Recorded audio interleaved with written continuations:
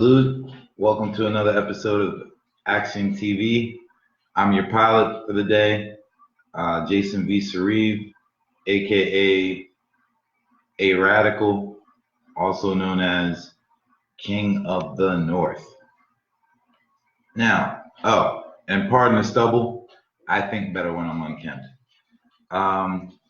Now, this is a subject that I've been meaning to touch on, but due to being preoccupied finishing my book, WILD, which is an acronym for What is Life Definitively, shameless plug I know, which after much delay is slated to be released in the third week of August, I was previously unable to.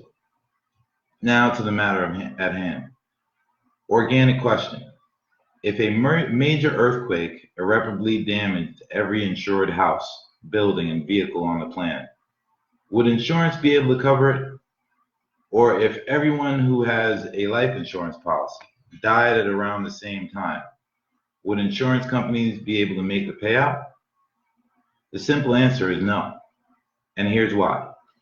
The business model for insurance companies, which is essentially a form of robbing Peter to pay Paul, is dubiously flawed. Though insurance companies engage in contracts with their clientele, in which they claim that if you, their client list, make a certain amount of payments, then they will financially compensate you when the event that you are seeking protection from occurs, it is impossible for them to guarantee that. The reason for this is due to them being ill-prepared for a worst-case scenario, demonstrated by the numerous insurance companies that have filed for insolvency since the inception of that industry. Their fundamental business is risk management. While you are seeking protection from an unfortunate event, the primary focus of the very people that you are seeking protection from is to protect themselves from essentially having to pay you. To paraphrase Senator Elizabeth Warren, the goal of insurance companies is to take in as much premiums as possible and pay out as little as possible.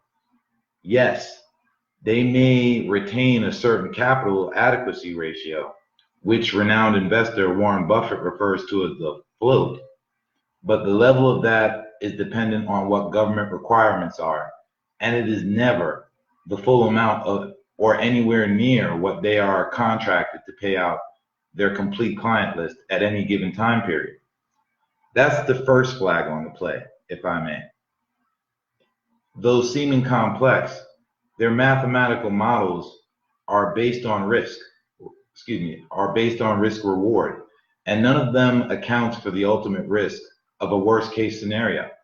Some insurers may attempt to placate you by claiming that they are backed by reinsurers, but that is a false sense of security, since reinsurers are just bigger, more capitalized versions of the faulty regular insurance companies' business model.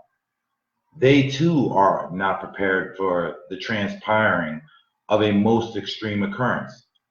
To play devil's advocate, the insurance industry and their defenders will say that the examples I've given are extreme, if not impossible. But to paraphrase the great Voltaire, one of history's greatest minds, civilization is an interlude between ice ages or cataclysmic events. Scientists have already determined that there have previously been 5 major ice ages that have taken place on Earth. So a worst case scenario is not impossible. In fact, it is actually inevitable.